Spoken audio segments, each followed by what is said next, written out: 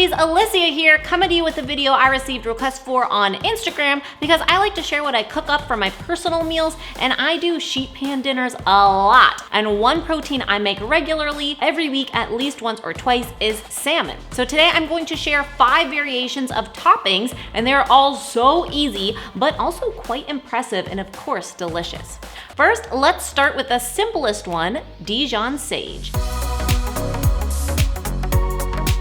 I combine Dijon mustard and fresh sage, or any herb you prefer, together and simply spread it on top of the salmon fillet.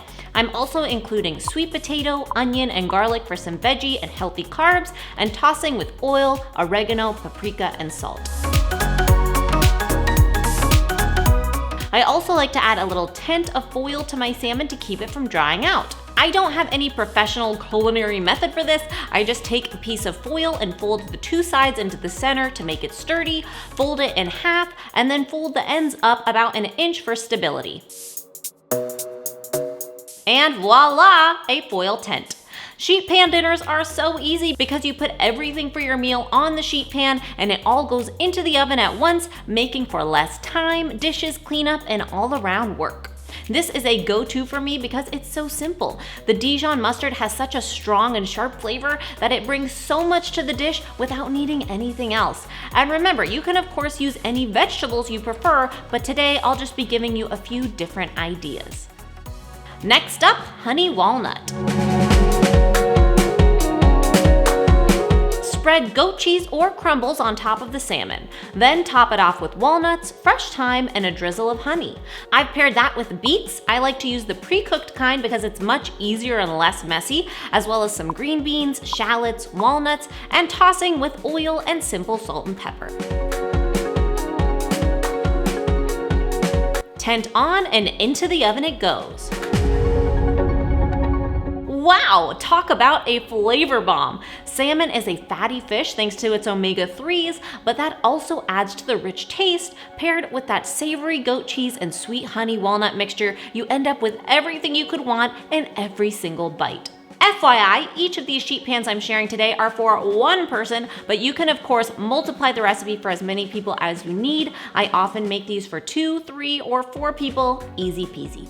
Topping number 3, Sriracha Mayo. Mix together mayo. I like to make my own, which I have showed in a video before, linked in the description, as well as on my Instagram, sriracha, lime juice, and cilantro.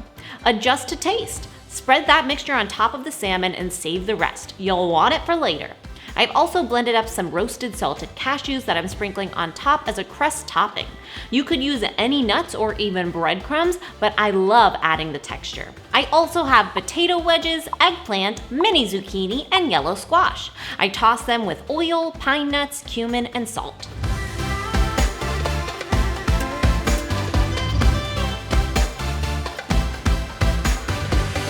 Oh boy, I told you to save that extra mayo. You're gonna want it for dipping those potato wedges. This is savory and it has a nice kick to it. After eating, I'm completely satisfied. Who says healthy has to be boring? Thumbs up for easy weeknight meals, subscribe and hit the bell for more recipe videos and educational content. The next is another weekly regular for me, Sesame Coconut.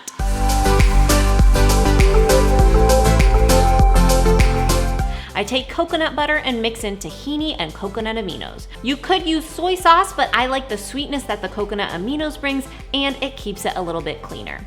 Spread that on top of your salmon. It should be a nice and thick paste.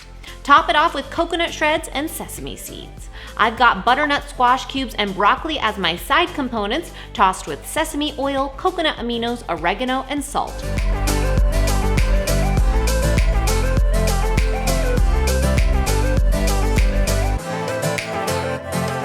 Okay, these toppings have all been very different, but this one might be my favorite.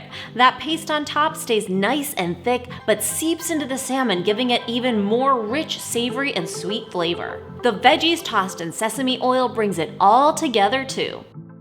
Also, I wanted to let you know that I have done a blog post touching on pros and cons of wild caught versus farm-raised fish. Both sides have a story worth hearing, and my goal is to give you information so you can decide what's right for your body and lifestyle. It is up right now at mindovermunch.com and linked in the description. Okay, last but definitely not least, lemon Parmesan.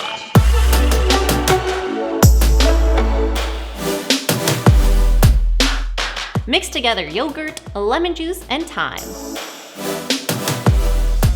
Separately, mix almond flour and Parmesan. Spread the yogurt mixture on the salmon and sprinkle on the Parmesan topping. I'm also cooking up carrots, baby potatoes, and fennel with oil, orange juice, parsley, ginger paste, and salt.